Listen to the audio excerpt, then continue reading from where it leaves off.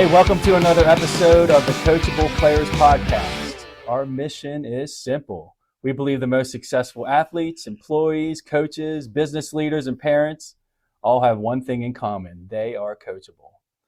Today's guest has spent decades helping build not only incredible projects across Pennsylvania, but most importantly, helping build people across Pennsylvania.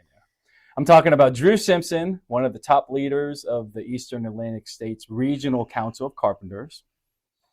Drew has mentored countless apprentices and leaders throughout his career, and retirement is getting close. He's had an incredible career of service, and the industry's better off because of it. But before construction and before becoming a labor leader, he was a wrestler. And like many young athletes, he had a vision for where life was headed until one day his plan A disappeared. The University of Kentucky discontinued its wrestling program while he was there. Many people would have let that define them. Instead, Drew built an even better plan. Today, we're going to talk with Drew Simpson about resiliency, leadership, wrestling, construction, and why sometimes life's biggest disappointments become our greatest opportunities.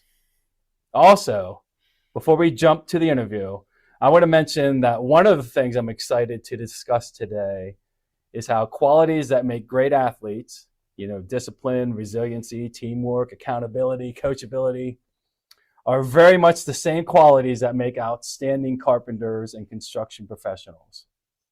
If you're a young athlete wondering what's next after sports, this episode might introduce you to a career path you haven't even considered yet. Welcome to the show, Drew. Thank you, John. Appreciate it. Pleasure to be here with you. Awesome. Well, let's get going. You ready? Absolutely. I'd say we start at the mat. Let's start at wrestling here. Okay. So let's start where every coachable player story begins, and sports. What kind of drew you to wrestling as a kid? I started wrestling when I was 5 years old. My father was the coach of what we call midget wrestling program, just like the youth football or youth baseball. And so he was the coach. He had been a wrestler in high school and college. So he started this program, small town, South Jersey. And so I started wrestling when I was 5 and, took it all the way up. And we wrestled in, the AAUs and the Junior Olympics and all those things. And we were a ragtag bunch of kids that, wore sneakers and gym shorts or sweatpants and T-shirts, didn't have the nice fancy uniforms as everybody else did. And, we started working hard that day and continued on for years. So what kind of wrestler was Drew? I did pretty well. Okay. I was second in the state at that. I was living in Florida. I graduated high school in Florida. I was second in the state in Florida. I think my overall record was 106-6 for my career. Wow. And so that afforded me the opportunity to get a scholarship at the University of Kentucky. That's awesome. So I don't like to talk too much about how good I was. That's up for other people to say. But I think I was pretty good. Well, you're a humble leader. That comes across very good. Yeah. But for people who never wrestled, myself included, I am getting exposed because I have a lot of wrestling parents I'm friends with. Their kids wrestle, so I'm learning a little bit about it over the years. But people that never wrestled, it is a very demanding sport, and there's a lot of lessons that come from it. Like what sort of life lessons came from wrestling that still influence you today? Wrestling is tough, I would say, and I've played lots of sports, football, baseball, lots of other sports at different times. And wrestling, I would say, is the most individualized sport there is. It's you and your opponent out on a wrestling mat. You can't blame anybody else for mistakes. You can't blame anybody else.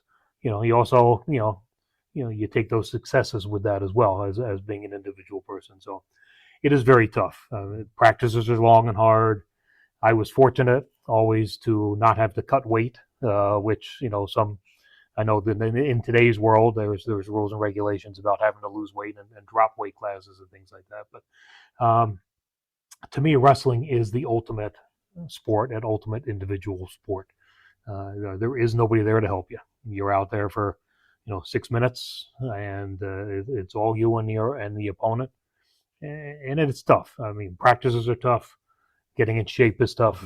Mm-hmm. You know, I spent many days in the rubber sauna suits back then to get in shape and get in better shape. And I actually, when I went to University of Kentucky, I weighed about 250 pounds and I dropped down to 190. Whoa. In a very short period of time, which probably wasn't that great. Yeah. But so it's very tough. It's very individual, and it teaches you a lot. Mm-hmm.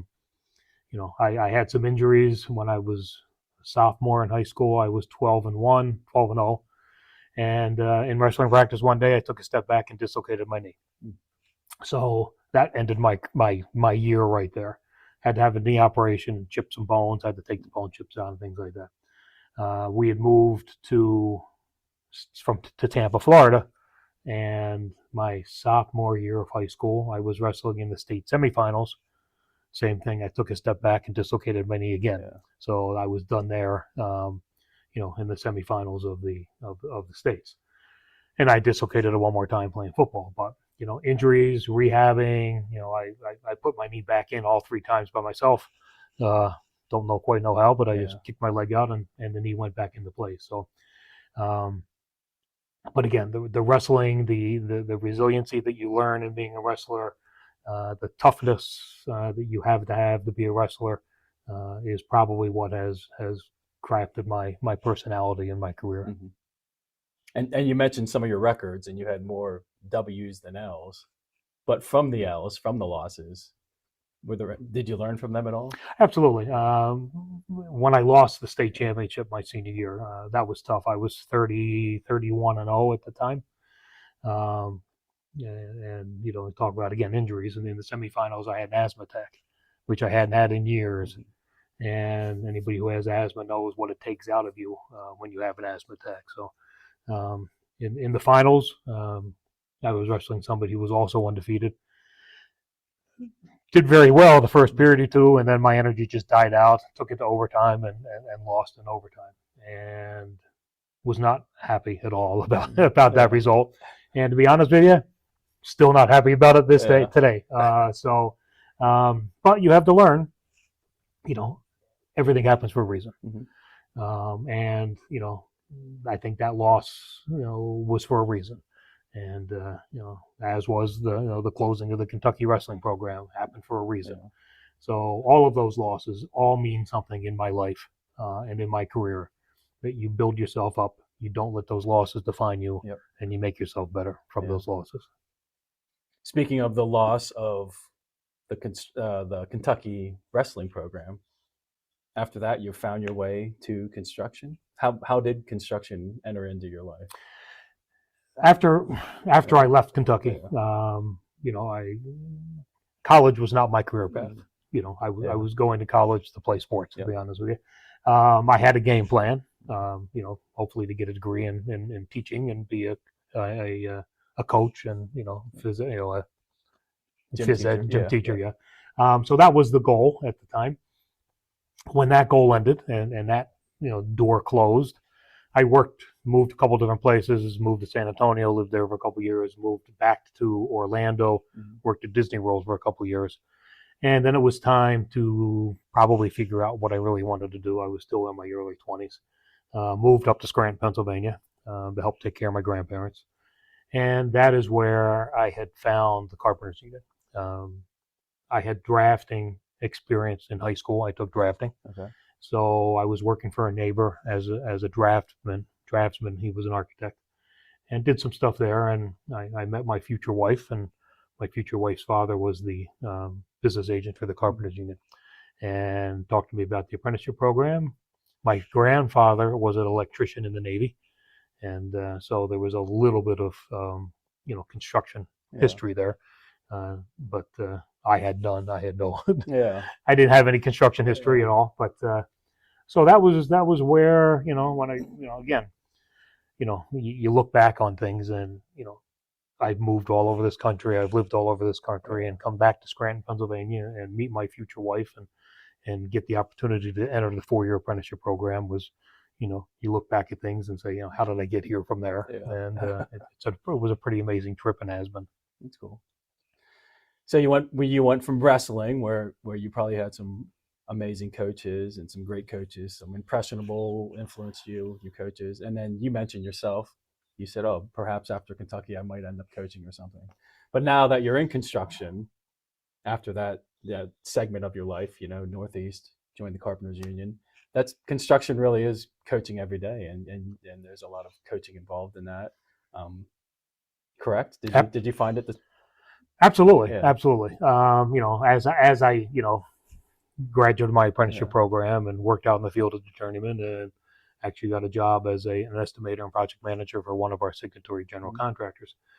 That's really where you start picking up, as a project manager on the job sites, dealing with your superintendents, dealing with your foremen, working with them on making sure the end meets, meets to what it's supposed to. And everybody has different ways to make the end product look the way it's supposed to look. And it's teaching and working with those people to make sure that you're doing it properly and make sure they're doing it properly. Yeah. So you learned from the losses in wrestling, and then when it comes to construction, how did you approach mistakes, mishaps, losses with a mentor? How did the mentor? Mistakes happen. On job sites, mistakes happen all the time. You try to limit them the best of your ability. But, there's a problem that happens, you define it, you figure out what it is, you find out how you fix it, and you get it done. You don't dwell on it, you don't look back on it, that doesn't do anything for you. It doesn't help the job, doesn't help the carpenters that you're working with. Just fix it and get the job done and get it done right, and do whatever we need to do to get it done. So you've, in the field, let's put your field hat on here as an apprentice and then a journeyman. What kind of separated the good carpenters from your field, from your field eyes, from your field hat on? What separated the good ones from kind of the great ones? I guess a lot of it has to do with attitude. Yeah.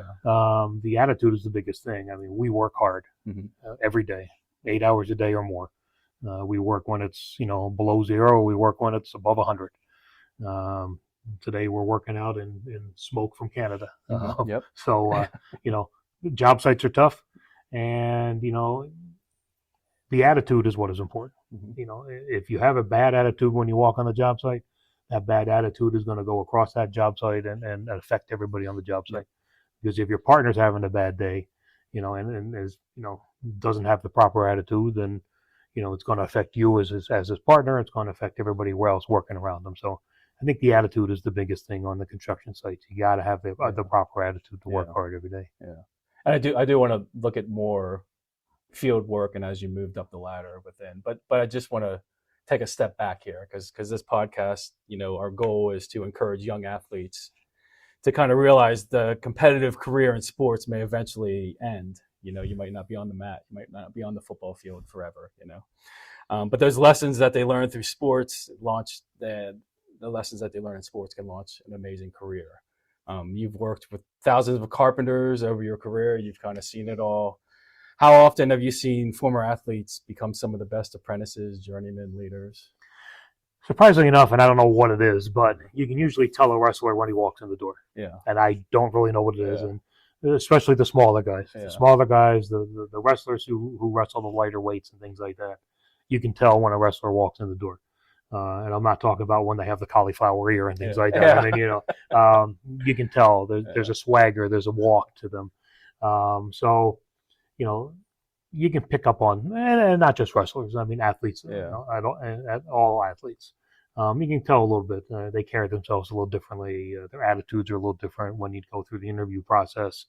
You can tell somebody who's been an athlete compared to somebody who hasn't been an athlete. And I know we're talking about athletes and coachability and things like that, but I don't want it to seem like only athletes can be in the Carpenters Union. Yeah, exactly. But I think having been coached, that goes right in with working for a foreman, working on a job site. You're being coached every day on a job site. So people who have, been successful in sports, I think that's what makes them carry on being successful in the construction industry. Yeah. And we are talking about coachability and coachable, but that's doesn't only apply to sports. Correct. And whether you're a youth or a journeyman or a professional or wherever you are on the spectrum, you can be coachable, and one thing we say on this podcast all the time is being coachable doesn't stop if you are an athlete. It doesn't stop on the field. It doesn't stop if you're in college, or an apprenticeship school. You carry that coachability with you. How did you stay coachable during your career? Well, I think, especially in the carpentry field, you stay coachable by, continuing to learn every day. We have journey of upgrade training all the time to make sure that our qualifications and certifications are up to speed and up to standards in the construction industry. So our contractors get certified, qualified members. And again, it's just every day is something different. You may be doing sheetrock for 3-4 months, and then you go to a different contractor and you're doing concrete forms and stuff like that. So, you take that coachability when you switch different parts of the carpentry field that, it may take you a couple of days to get back in the swing of things and work with the guys and the girls who have been doing that for a little bit. And so the coachability in the construction continues throughout your whole career, even today. Yeah. And speaking of that, how is it amongst the levels of the job site, from the apprentice up to the journeyman to the superintendent? Is there a transfer of knowledge up and down? I think there has to be. Yeah. There has to be.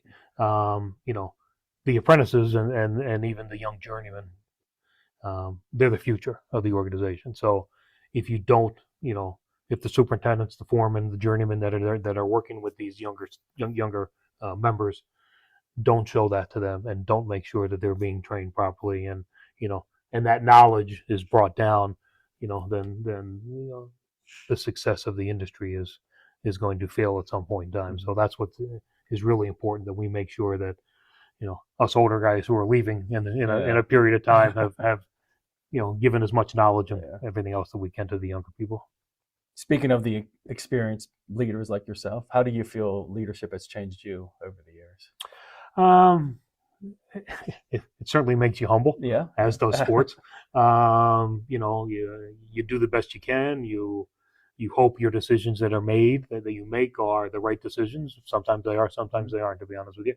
And, so that's tough, especially when you're working with people's livelihoods. And having been an estimator, I know the contractor side of this industry as well as I know the worker side of this industry. So, we have to make sure that we do what's best for both sides, both our members and also the contractors, because that partnership is what makes us successful. Mm-hmm. And I asked earlier about what's a good trait for a carpenter in the field, but take it a step farther. What's a good trait for either a leader, a current leader of the Carpenters, or a potential future leader? I think understanding. When I first got in 38 years ago, the foremen, the superintendents, they were tough. They didn't cut you any slack, and there'd be yelling and there'd be all that stuff, and that has changed over the years. So today's leaders have to understand that approach, and it's the same with coaching. Jesus, I remember playing football and things like that. The coach would grab you by the face mask and scream right in your face with a mouthful of chewing tobacco. And then hug you after. And then hug you afterwards. That's exactly right. So, that's it's the same thing in work. Yeah, absolutely. You've had a remarkable career that's still going strong. Retirement is on the horizon, around the corner. And the Keystone Contractors has appreciated this great relationship we've had with you, and loved your leadership over the years. It's been awesome. It's all very exciting for you, and we're happy for you. But it also comes with reflection. When you look back, what are some of the accomplishments that make you smile the most? One of the nice things about being in the construction industry, in the carpentry field, is being able to look at the buildings that you worked on and built. I remember one of my first jobs was the AAA baseball stadiums, which was then for the Phillies, which is now the Yankees. So you look at those things, you look at the legacy of the buildings you built that are still standing today, and that's a great thing. I also hope that I did everything I could for the members. Because in reality, it's the members who, it's it's their livelihoods. It's their family's livelihood. So, you do the best you can. Again, it's not always perfect. Everybody's not always happy with decisions that have to be made. But, it's the guys and the girls with tool belts on every day that we work hard for to make sure that their lives are changed by this union. And how do you want this union to remember you? I be honest with you, I don't. It doesn't really matter to me. What do they remember me or not? I would hope that, as you said, we have a great relationship with the Contractors Association here and the other contractors associations throughout the state that I cover, throughout the Commonwealth. It's not about me. It's not, if somebody, wants to say that, hey, he was a good guy, he did good for both sides. Yeah. That's great. But it's not about me, and it's not about that. It's about making sure that everybody was treated right. If you could give one piece of advice to that, whether it's an athlete or a non-athlete or anyone thinking about entering the apprenticeship program, what's one thing you would say to them? Keep your head up. There's going to be good days. There's certainly going to be bad days. Don't let the bad days affect the good days. Again, it's always a battle out there, whether it's on the field, on the court, or on a construction site. And, you're going to be fine. Everything's going to work out. If you mess up, own up to it and fix it. And, those losses that come on the field or on the mat or on the court, they're tough to live with sometimes. 30 or 40 some years later, and I still don't live very well without one loss. But so it's, you just got to keep your head up. The young people today have to understand that this is a tough business, but it's a fair business, and it's a very, very profitable business that you can stay in for a lot of years and retire with dignity with pensions and annuities. Absolutely. Well said indeed. What a tremendous conversation. I think today's takeaway is something every listener can relate to. Sometimes we spend too much time holding on to plan A, that we realize plan B may become the greatest opportunity of our life. Absolutely. As witnessed here. Absolutely. Plan B has worked out very well for me. Yes, absolutely. Drew, your story didn't disappoint. You didn't let it define you, and you made an awesome life of yourself, and you helped thousands across Pennsylvania. You're a friend of the contractors. You were on the contractor side, and you excelled there, and you excelled in the field, and we're appreciative for everything you've done, and stayed coachable along the way too. Absolutely. Yeah, you found your purpose in building careers, strengthening the construction industry, and mentoring the next generation. That's what this podcast is all about. If you enjoyed today's episode, please subscribe, leave a review, and share it with someone you may be facing a detour in their own life. Remember, being coachable isn't just a sports skill, it's a life skill. Thanks for listening, and until next time, stay humble, stay hungry, and stay coachable. Thank you, John. Appreciate it. Thank you. Yep.